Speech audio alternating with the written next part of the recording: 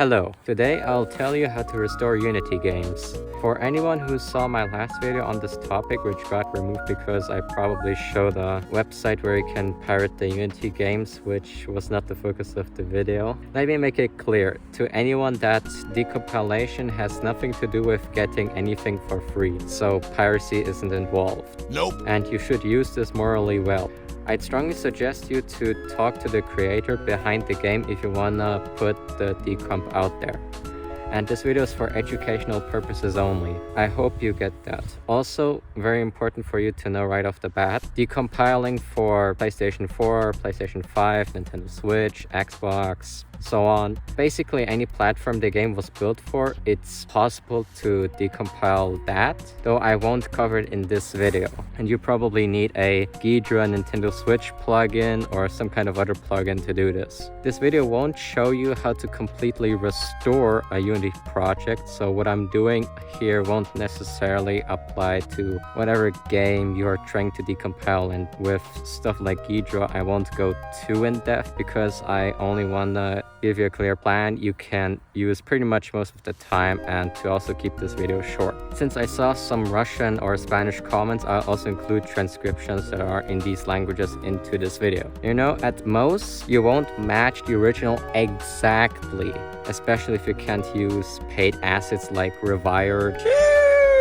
or the Tween package, and you can only use free stuff, but you can get there as close as you can. Think of it like this, it's like translating from English to Chinese to Japanese to Urdu and back into English. And what you end up with is more or less something like what you see on StarHarv, where they make videos called Ruining World War II History with Bad Translations. The Sino-Japanese War of 1894 to 1895 was a 3-year war between the People's Republic of China and the government of Japan.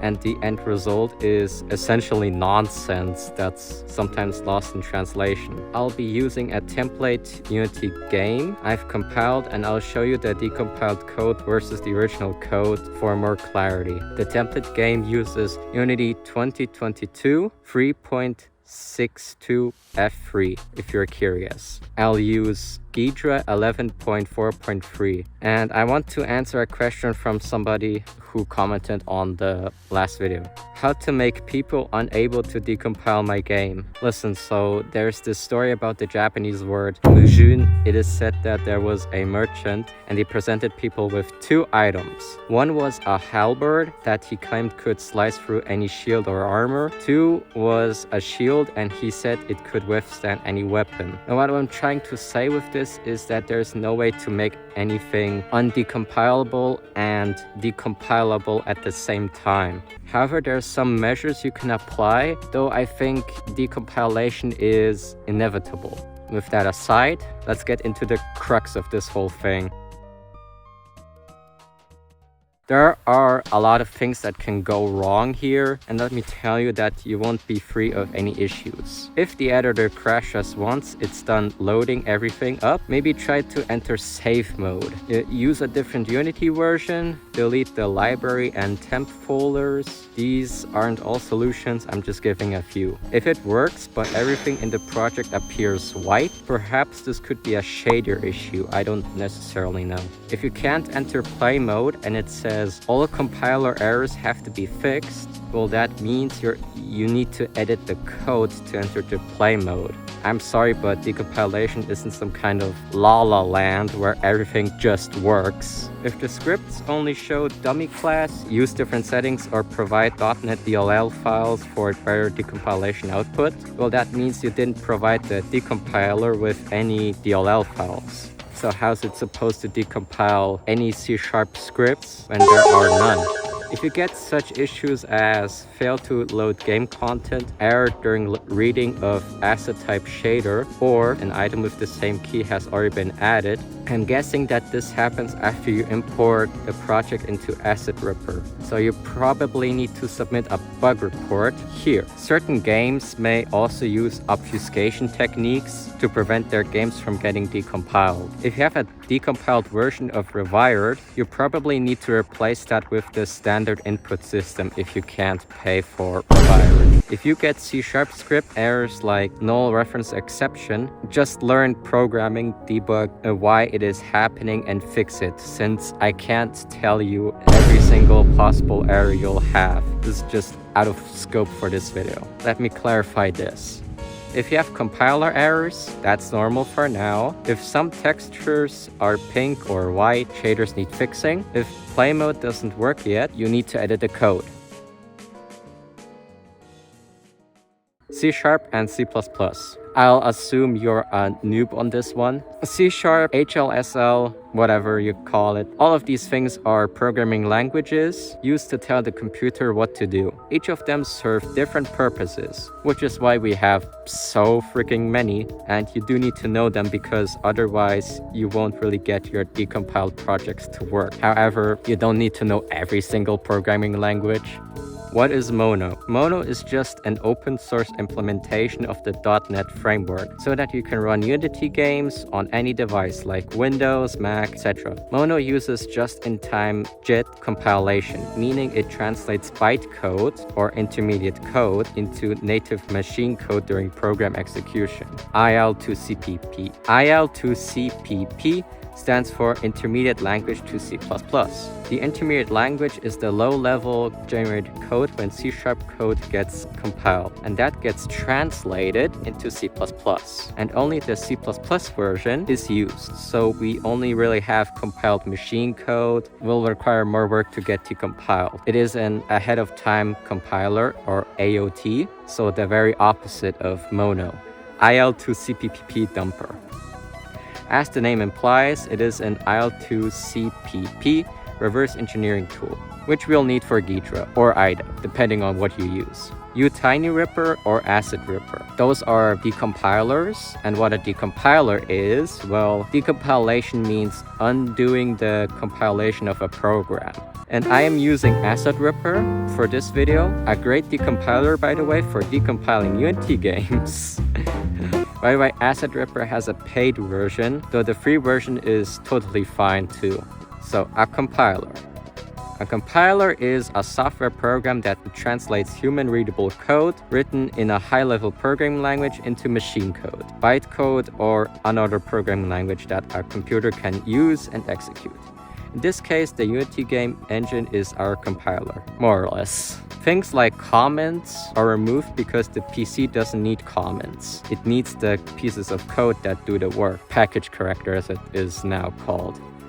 This is for replacing GUIDs or globally unique identifiers. For instance, you have this TextMesh Pro DLL shipped with the game, and in the Unity editor, you have a package installed called TextMesh Pro. And since AcidRipper decompiles TextMesh Pro, but you don't need to fix that decompiled version, what you can do is replace all references to the decompiled version with the one you got from the package manager. So this is an automation tool to make your life easier, essentially. Ghidra. Ghidra is a free and open source reverse engineering framework developed by the NSA, which is what I'll be using. However, tools like IDA should work too. However, I won't use IDA in this video because it's paid and I don't have money. Ghidra Wasm plugin. A plugin that loads WebAssembly files into Ghidra, supporting disassembly and decompilation to make Ghidra understand what Wasm even is. WDU. WDU.exe is for getting files like the global-metadata.stat file from web games, which is what we always need when it comes to Il2cpp games. The package cache folder. The library package cache folder in a Unity project contains a local copy of all the packages currently used by that project, including their full contents. So every C# script, every texture, everything. General path to decompilation. 1. We download a decompiler, in this case AcidRipper, load the game folder, export, open in Unity, fix issues, errors like in the code or shader, whatever, and we're done. All desktop games are the same. It doesn't matter if they are Il2cpp or Mono, they more or less have the same folder structure or what kind of files they have. Now you might be confused on why AssetRipper is more of a web app now, but don't you worry, we'll go through this step by step. So first we'll set the script export format to decompilation and save that. And then we load the Unity game, then export it. PC Il2cpp. AssetRipper doesn't decompile Il2cpp in the free version. In the premium version though, it does. But luckily we have an Il2cpp dumper for this. I'll display the programs you'll need here. Alright, got that? Good. In Ghidra, you have to import the gameassembly.dll. With Il2cpp dumper, select the game assembly, the supposed executable, first, and then the global-metadata.dat. This will generate some dump files and others we will need. Now execute Il2cpp header to ghidra.py to make a Ghidra version of the il2cpp.h file. You'll also need to go through the support folder and run pyghidra run.bat. I'll show you the rest.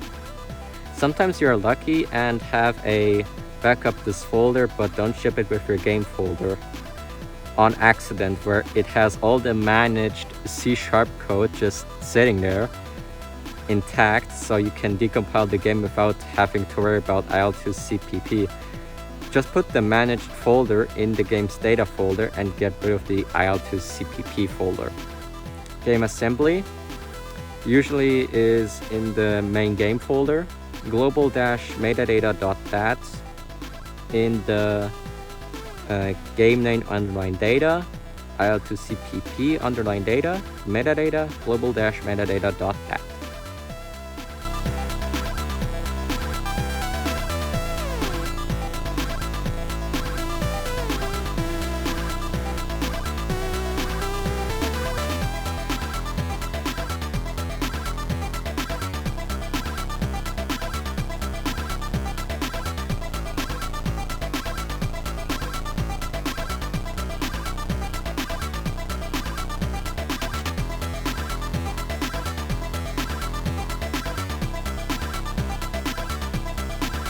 Android Mono.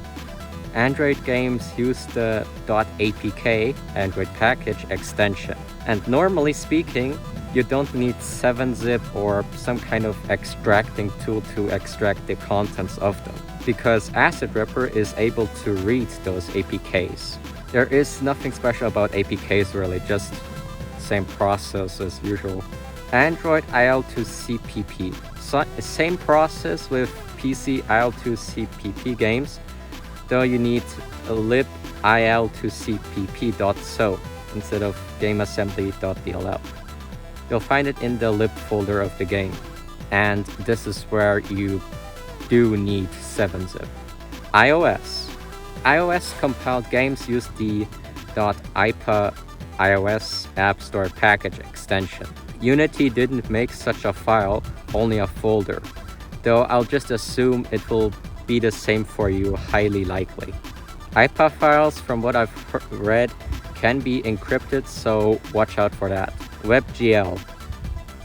Web-based games are a little tricky because AssetRipper doesn't support them at the moment, which is why we'll use WDU for this. It's the same process as usual, nothing out of the ordinary.